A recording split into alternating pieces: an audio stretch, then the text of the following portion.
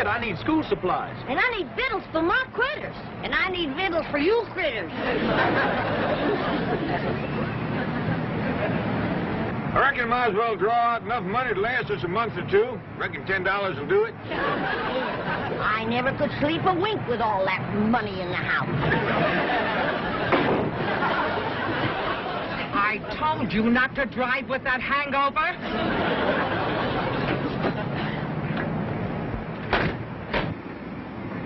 Anybody hurt? I don't think so. Well, no harm done, huh, kid? Well, not to your car, but you kind of bent our bumper. I reckon I can straighten it out, though.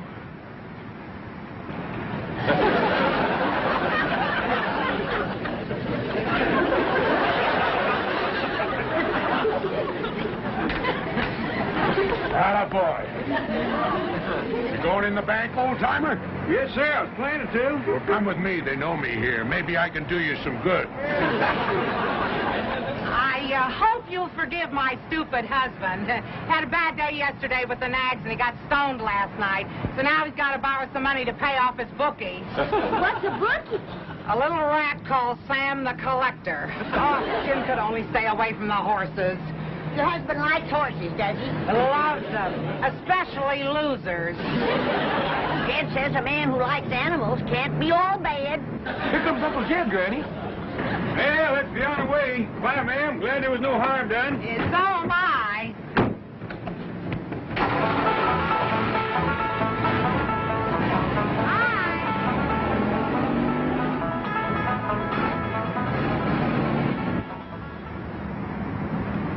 What happened to you? Fall down in there? Shut up and act hurt. That old geezer's worth $35 million. What? Hey, we'll sue him for a bundle.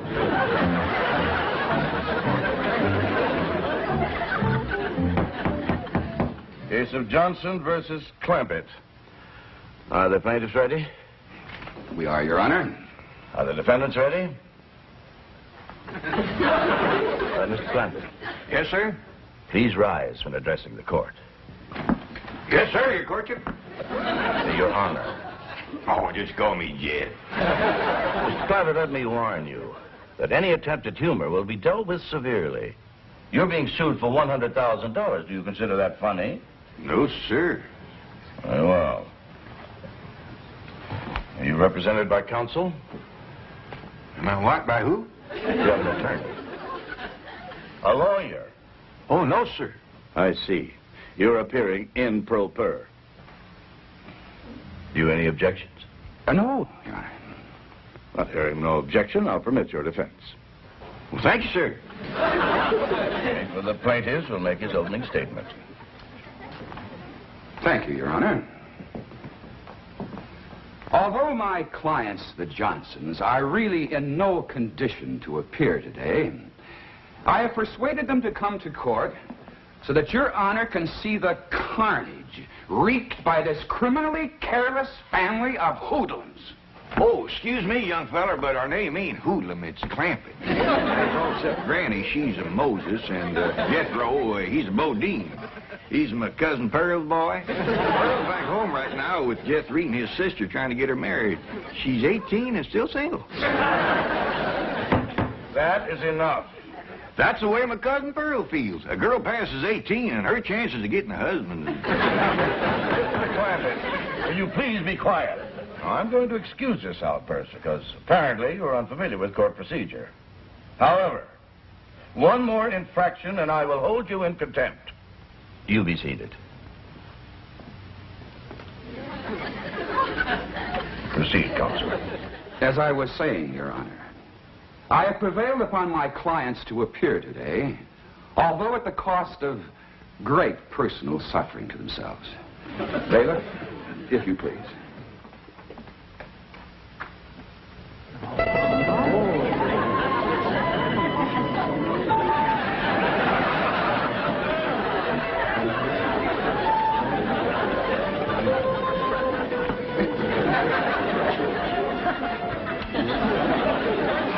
Is them the people that run into us? It sure is. What do you reckon happened to them? Something terrible by the looks of them. See, can we comfort them?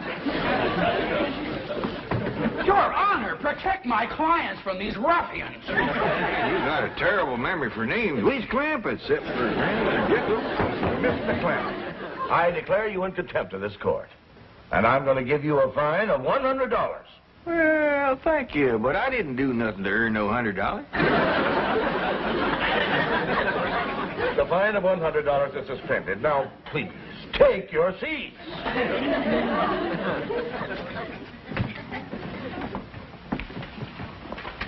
Kid, where's the $100 he promised you? Didn't you hear him, Granny? The judge spended it. What right he got spending your $100? Order in this court. The attorney for the plaintiffs will proceed. Your Honor, the maimed and broken bodies of my clients speak more eloquently than any words of mine in condemning the criminal actions of this lawless family. What'd he call us that time? Lawless? I know a family named Lawless. Awful nice folks. Raise pigs. You will prove, Your Honor, that on the day and date set forth in the complaint, said defendants did willfully and maliciously crash into the plaintiff's car, inflicting upon the bodies of the plaintiffs numerous and grievous injuries, for which we ask the court to award damages in the amount of $100,000 to said plaintiffs. He can't even remember the Johnsons. He keeps calling them the plaintiffs. There are two ways about it. When it comes to recollecting names, that young feller's pitiful. I want you to tell the court in your own words exactly what happened. Well, Mrs. Johnson and I had just driven up to the bank where I hoped to borrow some money from my favorite charity, the Horse Lovers of America. And although we've been married for 20 years, Mrs. Johnson and I are still very affectionate. Proceed with your testimony, Mr. Johnson. Well, being affectionate as we are, we sat in the car for a few moments to speak of our love. I love you, Jim Johnson. I love you, Mabel. What other man would borrow the money to help those poor old horses on their way to the glue factory? I do what my heart tells me. Mabel! What is it, Angel? There's an old truck careening down the street out of control. Oh, Jim! He's heading straight for us! Well, have no fear. I'll protect you, darling. That's the last I remember, Your Honor. Those monsters crashing into us in an alcoholic stupor. Please. Court is recessed for 10 minutes. Who you reckon smacked into them people like that? I don't know, but they was driving something called a stupor. What do we drive, Jethro? I ain't sure, but I think it's called a Stutz. If we wasn't there, we could have helped them. Excuse me, mister. How do you get to the playground?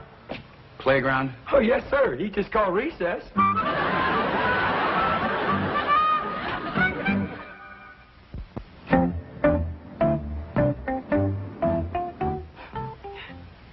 For my poor Jim's sake, I was glad he was unconscious so that he didn't have to see the worst part. Would you describe what you mean by the worst part? Well, you see, the impact threw my husband out of the car. There he lay on the street, broken and bruised. My precious darling. Did those insensitive beasts care? No. They actually seemed happy about it. Let's back up and hit him again. That one about knocked him 5 feet in the air. Why don't you learn how to stay out of people's way? You girls, look what you've done to my husband. I'll bring him around. If this don't bring him around, he's dead.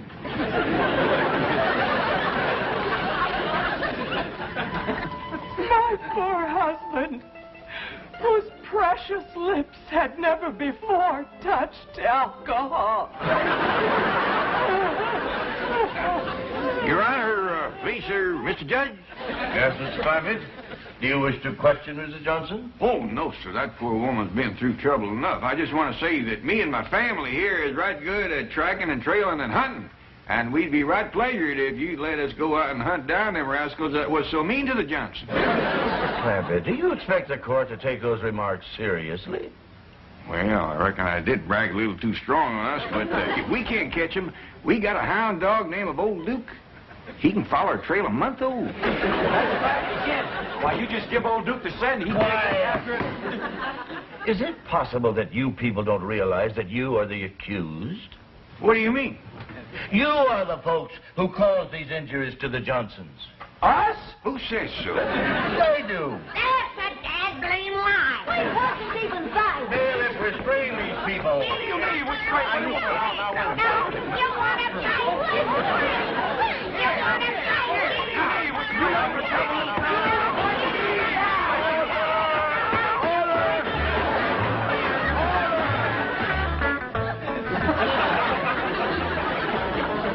If you ask me, this is a heck of a place to spend recess. That fella said he put us in here to cool off. It's hotter in here than it is in there. Well, there's one good thing. He's going to give each one of us $100. Fine. That's what I say. Fine and dandy.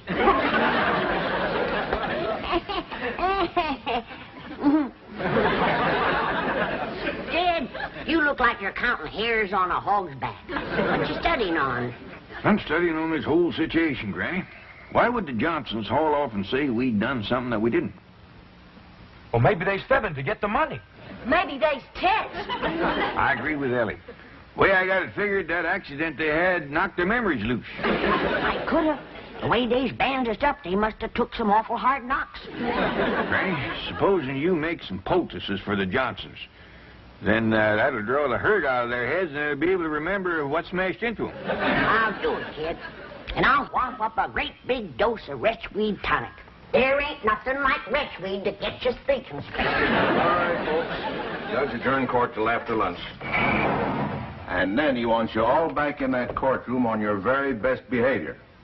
He said he'd suspend your $100 fines. There he goes, spending our money again.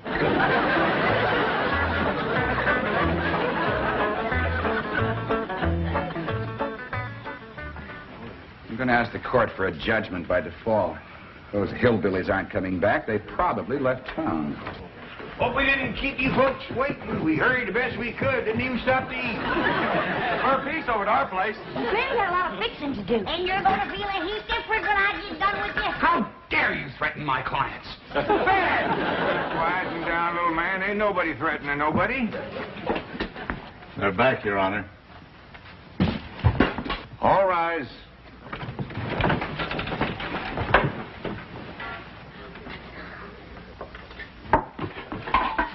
You can uncover the bridge, but keep the lid on the baked pasta. Well, how about the kidneys? They're just as good cold. Smells good, don't it, Judge? We'd be right pleasure to have you join us. Everybody, we got plenty. Thank you. That is very nice of you. Oh, not at all. You realize how long you've kept this court waiting? Yeah, I'm sorry about that, Judge, but we done the best we could. Granny was working like a whirlwind, baking possum, cooking grits, making tonic, and fixing poultices. I am not interested in what Granny has been doing. I wouldn't rile her up if I was you, Judge. Not on an empty stomach. Granny gets right ornery when she ain't eat all day. I am also not interested in her dietary idiosyncrasies.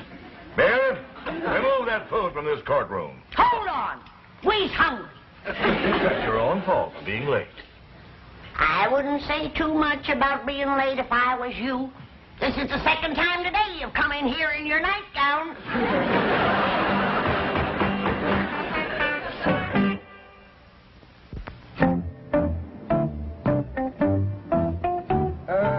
Tell me, Jethro, do you like to drive that old truck? Oh, yes, sir. Do you like to drive fast? Oh, yes, sir, but I'm Just always... answer the question yes or no, and tell the truth.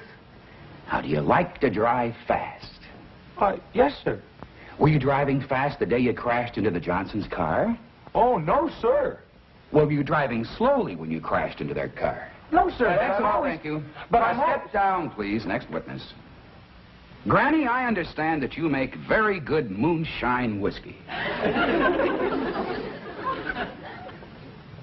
I call it my rheumatism medicine. But it is quite potent, quite strong. Well, you don't want to stand too close to a fire when you uncork it. Yes, well, now then, Granny, do you sometimes carry a jug of this rheumatism medicine around with you? Take it on trips, say? Only when I get my twinges. Well, were you having twinges the day you and your family crashed into the Johnsons? No, and we didn't. That's all. Thank you. Now then, Ellie Mae, when the old truck here crashed into the Johnsons' car, would you show me just where you were sitting? Well, I was sitting right there, but we didn't. That's all. Thank you. Mr. Clampett, how many guns do you have in your home? Well, Granny's shotgun, Jethro's lever action, my pistol, my squirrel rifle. You needn't go on, Mr. Clampett. That's quite an arsenal you have. Thank you. You're used to carrying a gun, aren't you? I've been toting a squirrel rifle since I was knee-high to a jackrabbit. And I understand you're quite a good shot. Back where I come from, if you didn't shoot good, you didn't eat. I see you shot only for food. Yes, sir. And you were very poor. Yes, sir. And then oil was discovered on your land, and you became very, very wealthy and moved to Beverly Hills. Yes, sir. But isn't it a fact, Mr. Clampett, that in spite of all your millions, you are still frequently seen carrying a gun? Yes, sir. You see, Now, just answer the question, yes or no. Do you, to this day, frequently carry a gun? Yes, sir. Were you carrying a gun the day you and your family crashed into the Johnsons? No, sir, and we didn't. That's all. Thank you. Step down. No, sir. What do you mean, no, sir? That ain't all, and I ain't stepping down. Not until I've said a few things. Your Honor, I object. Now, Counselor, I have been very lenient with your conduct of this case, just as I've been very lenient with the conduct of the defendants. However, since Mr. Clampett here is the defendant and will bear the financial burden if judgment is against him, the court wishes to hear anything that is relevant and pertinent to this case. Yes, Your Honor. Now, Mr. Clampett, let us hear what you have to say. Well, thank you. Well, to begin with, there ain't nobody told the real story about what happened the day the Johnsons backed into us. I object, Your Honor. There has not been one shred of evidence or testimony supporting the allegation that my clients backed into the defendants. That is very true, Counselor. Perhaps now we might have it. In the meantime, you be seated. Yes, Your Honor. Now, you may proceed, Mr. Clampett, realizing, of course, that you're still under oath to tell the truth. Well, Your Honor, I learned how to tell the truth so long ago, I reckon it's become a habit. And what with making a promise on the good book, I'm going to be extra careful. Proceed. Well, me and my family drove down to the bank.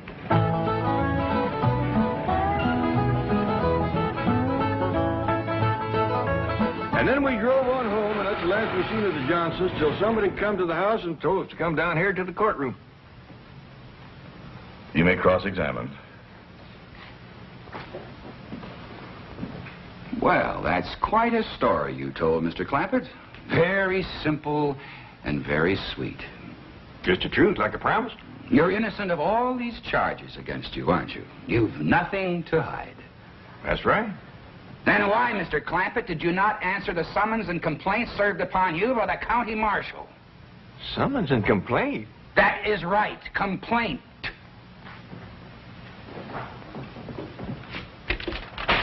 This is a complaint, Mr. Clampett. In fact, it's a copy of the one delivered into your hands. Is that a complaint? It is. Why didn't you answer it? Would you mind reading that first line there?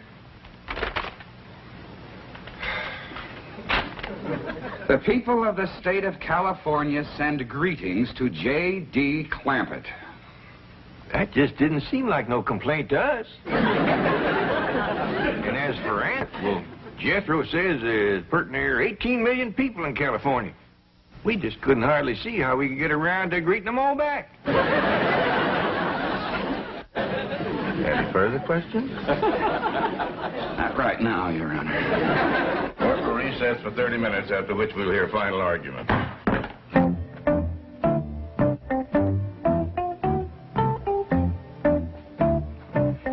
Mrs. Johnson, I'd like to have a little conference with you and your husband before court resumes. Do you know where he is? Probably out calling his bookie. Dr. Bookman. Another thing, you told me your husband was a teetotaler.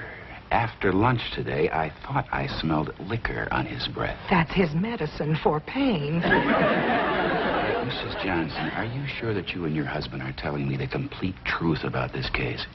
What do you mean? Are you siding with that millionaire against us poor crippled people? Bodies all aching and racked with pain? It's just that Mr. Clampetts' story was very convincing.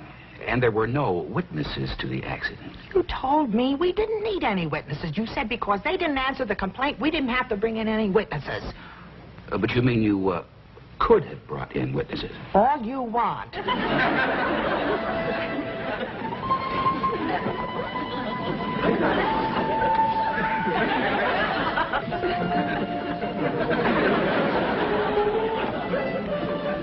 All rise.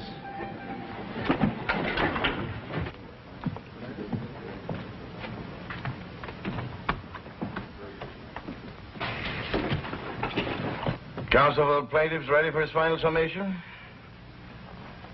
Yes, Your Honor. Your Honor, sir, Mr. Judge, could I say something that might save us all a lot of time? You any objections? No, Your Honor. Proceed, Mr. Clampett.